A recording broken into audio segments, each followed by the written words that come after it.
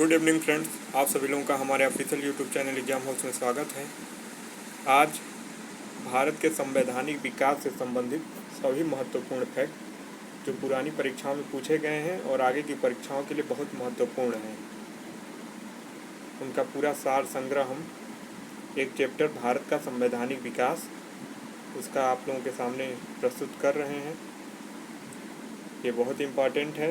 ये आपकी judicial service जो PCS APO बिहार की हैं उनके लिए, और साथ ही यूपी की समीक्षा अधिकारी, PCS खंड शिक्षा अधिकारी और वनडे परीक्षाओं के लिए भी बहुत महत्वपूर्ण फैक्ट हैं। इसको कलेक्ट करना पड़ा इस मैटर को, और कलेक्ट करने के बाद हम आप लोगों को प्रोवाइड कर रहे हैं। आप लोग ज़रूर इसको देखिए, और बहुत महत्वपूर्ण फैक्ट हैं। आप लोग इसको देख लेंगे, सुन लेंगे तो भी आप लोगों को याद हो जाएगा। बहुत लोग इसको पढ़े होंगे लेकिन बहुत लोग नहीं पढ़े होंगे। जो लोग नहीं पढ़े हैं उनके लिए तो बहुत महत्वपूर्ण है, और जो लोग पढ़े होंगे उनके रिवीजन के लिए बहुत महत्वपूर्ण है। आइए शुरू करते हैं। परीक्षा दृष्टि से ये सब फैक्ट महत्वपूर्ण हैं। भारत में ईस्ट इंडिया कंपनी की स्थापना किस चार्टर एक्ट के तहत किया गया? 1600 ईस्वी के चार्टर एक्ट के तहत भारत में ईस्ट इंडिया कंपनी की स्थापना की गई थी।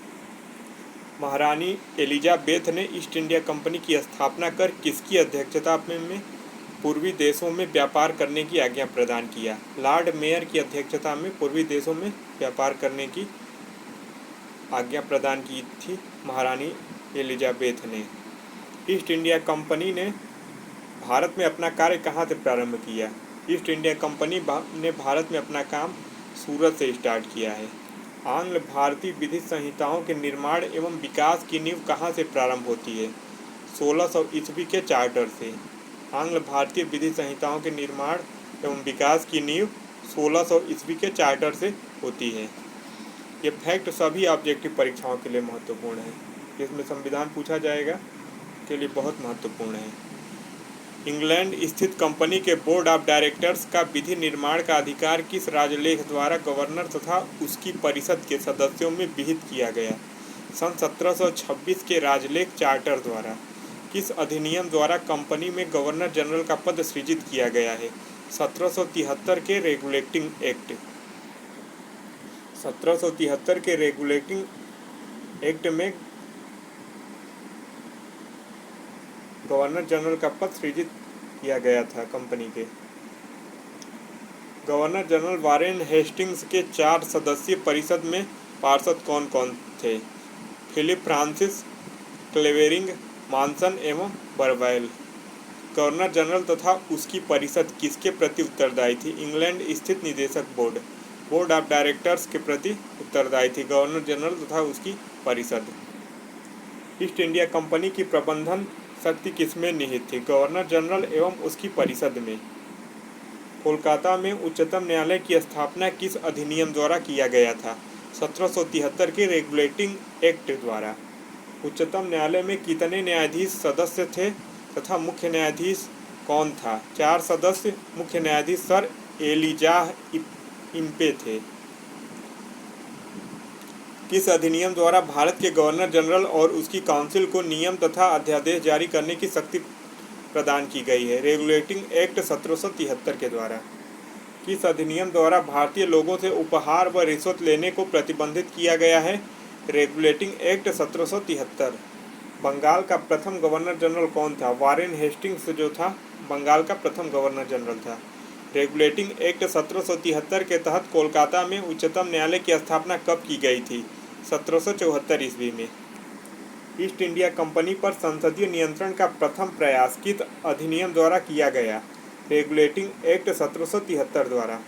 1765 ईस्वी को एंग्लो इंडियन इतिहास का युग प्रवर्तक काल किसने कहा था? इल्बर्ट ने कहा था एंग्लो इंडियन इतिहास का युग प्रवर्तन काल 1765 को।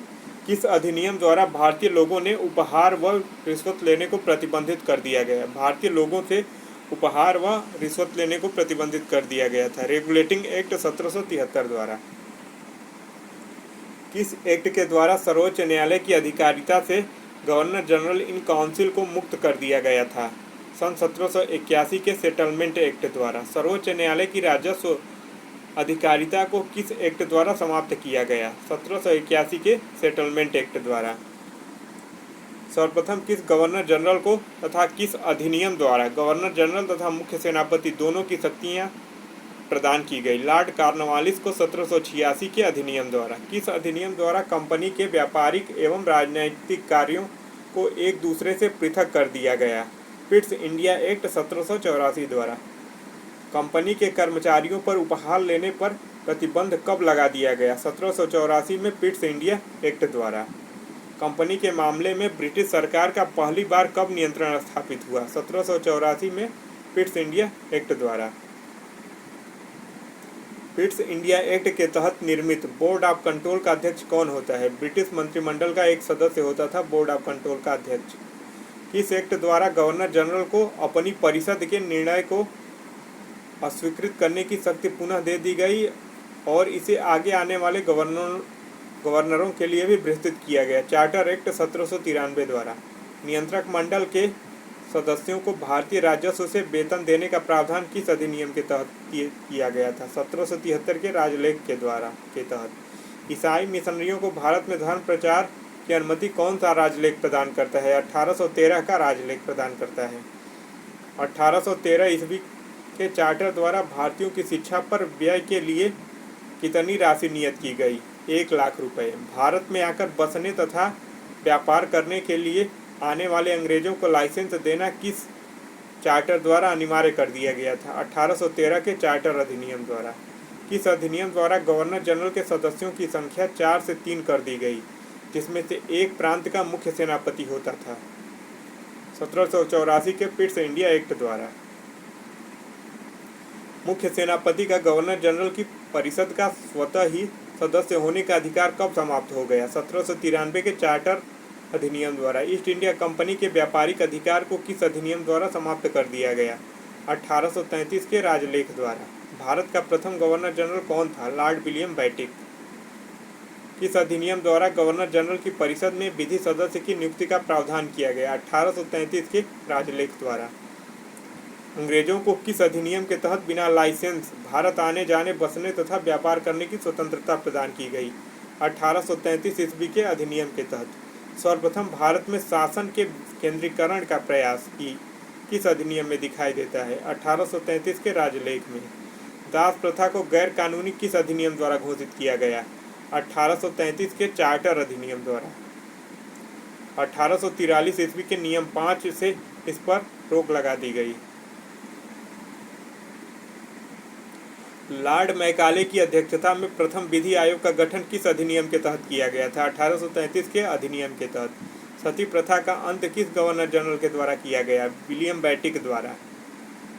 1829 ईस्वी के 17वें नियम के माध्यम से। बहुत महत्वपूर्ण फैक्ट है।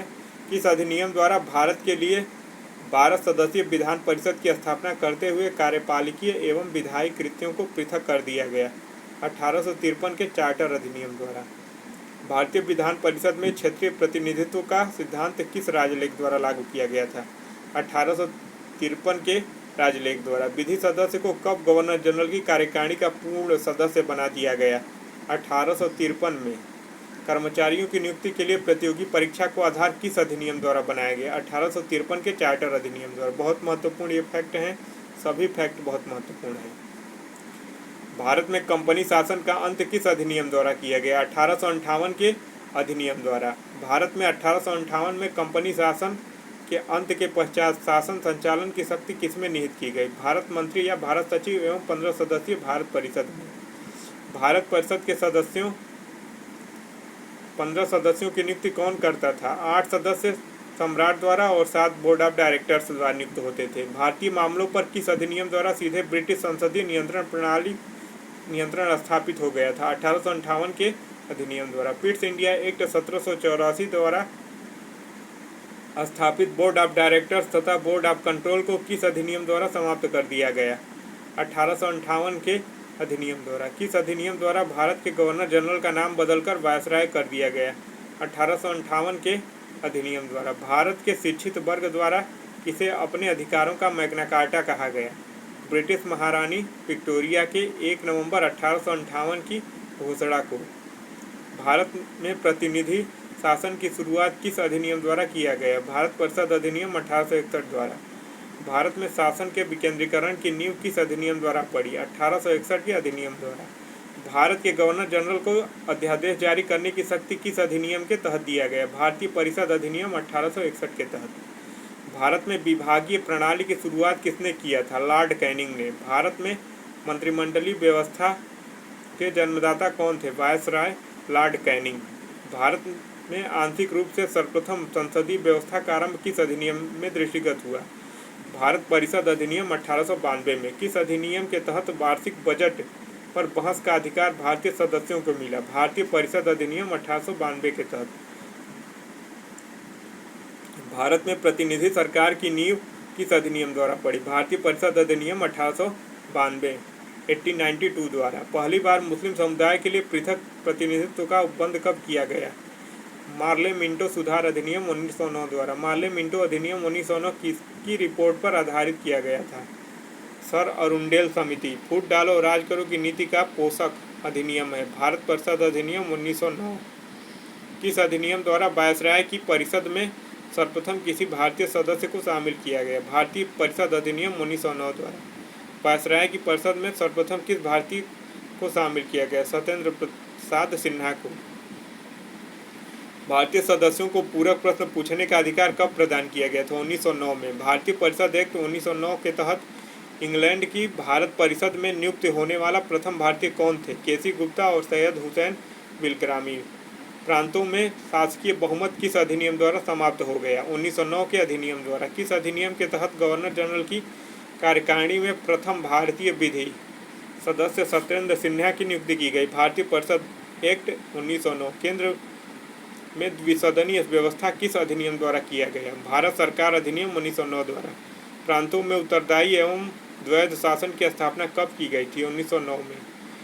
द्वैध शासन के जन्मदाता कौन थे? लियोनिल कार्टिस थे। सर्वप्रथम अपनी पुस्तक डायरकी में द्वैध शासन व्यवस्था का वर्णन किसने किया? लियोनिल कार्टिस ने। भारत सचिव के कार्यभार को कम करने के लिए हाई कमिश्नर किस अधिनियम द्वारा नियुक्त किया गया? भारत परिषद अधिनियम 1919 द्वारा। प्रांतों में द्वैध शासन प्रणाली किस एक्ट द्वारा समाप्त कर दिया गया था? 1935 ईस्वी के एक्ट द्वारा। द्वैध शासन प्रणाली की असफलता की जांच समिति का अध्यक्ष कौन था? Sir Alexander Muddiman. केंद्र एवं प्रांतों में प्रशासनिक शक्ति का विभाजन किस अधिनियम द्वारा किया गया था? 1919 के अधिनियम द्वारा। भारत सचिव तथा उसकी परिषद का वेतन भारतीय राजस्व से दिया जाना कब बंद कर दिया गया? 1919 में। ब्रिटिश भारत में महिलाओं को सर्वप्रथम मताधिकार कब दिया गया? 1919 में। सांप्रदायिक आधार पर निर्वाचन प्रणाली को सिखों, ईसाइयों तथा आंग्ल भारतीयों पर कब लागू किया गया? 1919 में के अधिनियम द्वारा। इस प्रकार ये लगभग 100 महत्वपूर्ण फैक्ट क्वेश्चन आंसर आप लोगों को प्रोवाइड किए। ये बहुत महत्वपूर्ण है, ये बहुत महत्वपूर्ण किताब से लिए गए हैं और आप लोगों को बहुत इसका बेनिफिट मिलेगा। आप लोग पूरे वीडियो देखने का प्रयास करिए और इसका अगले वीडियो कल आप लोगों को प्रोवाइड करेंगे।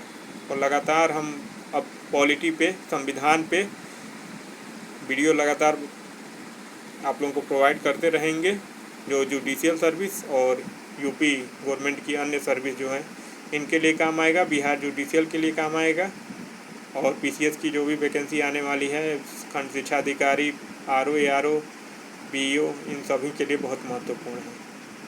आप सभी लोगों का धन्यवाद। जय हिंद, जय भारत।